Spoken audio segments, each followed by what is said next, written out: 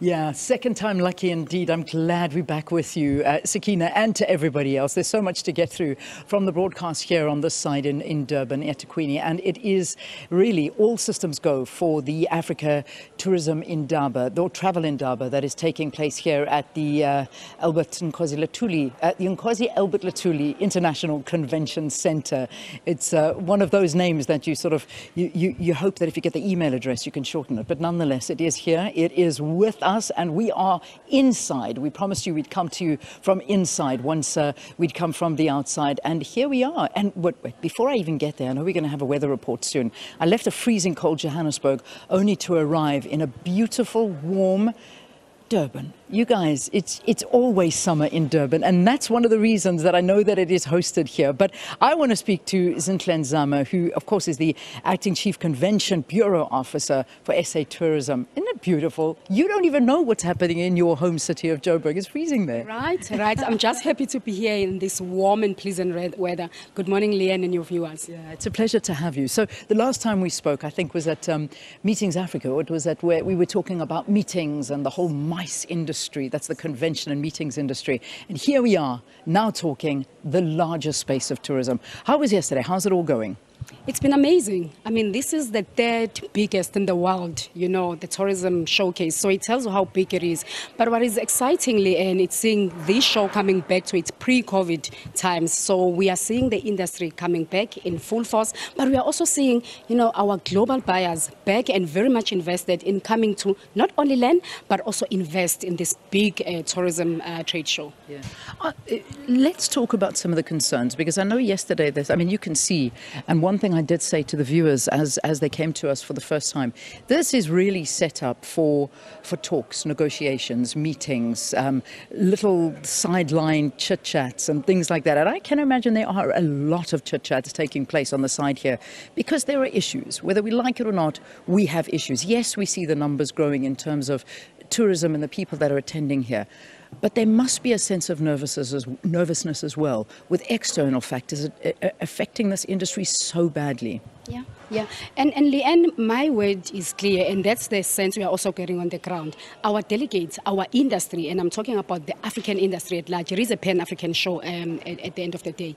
They're saying we want solutions. So to your point, what you are seeing here, it's people connecting, but with a plea of looking for solutions. So all our messaging, we have our theme, which is Unlimited Africa. It really talks about the diverse that we have to offer as the African continent. But it also says we know that there are a lot of opportunities in the region, but how do we come together and really also focus on the external factors, as you've said, that we need to come in and mitigate? We had a ministerial program that was run by the minister where they were talking about those similar issues to say, as the continent, there's a connectivity issues. How do we come in and mitigate and really find ways of making it easy, to move around Africa? So those are some of the factors that they're discussing. Moreover, we understand that even with the tourism sector, you look at load shedding, which is nothing new. It's in Africa, it's in the world. But how do we come in and find sustainable ways of really resuscitating, but also ensuring that the tourism activities can continue in light of what is going on? Certainly it's nothing new, but it's something that's getting worse and worse as the days and hours tick by. I can't even say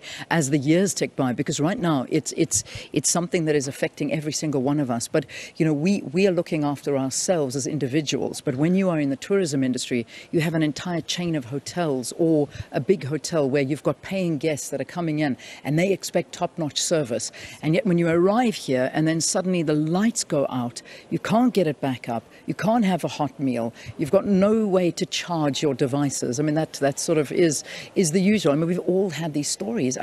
There must be a lot of worry amongst the service providers in this country as to, things are not stable. Absolutely. But they are here, Leanne, to discuss those very matters. I look at the government, because there are a lot of government initiatives where we partner with the government to say, we are here, we need to ensure that the tourism sector being the greatest contributor to the economic impact, how do we ensure that we resuscitate, but also ensure that activities go on? So we have government who are working with us in terms of ensuring that there are other initiatives. I look at the sustainable fund that they've put in place, but what it does is that it encourages is the tourism sector, to ensure that they can find ways, responsible ways of still sustaining, their business. And through that fund, they are then, there's that alleviation in terms of the pressure for them to continue doing the business. So there are initiatives, and to your point, it's not something that will be resolved now, but we are doing something about it. Yeah. Well, we can only hope. But just one, let's end this on a happy note. What are we expecting today? I mean, last night I know there was a ministerial dinner. There was a lot of interactions taking place yesterday and last night. But today I can see it's very quiet at the moment. Apparently there's a run happening.